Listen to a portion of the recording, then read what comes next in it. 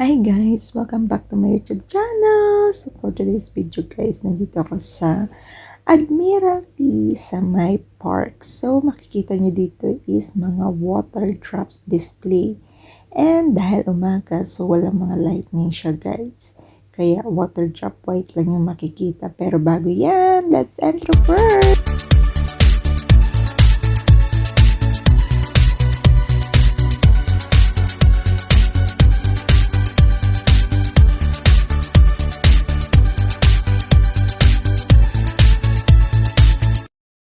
Alam niyo ba kung paano guys pumunta dun sa may water drop display? So, dito yan sa Admiralty Station Exit A.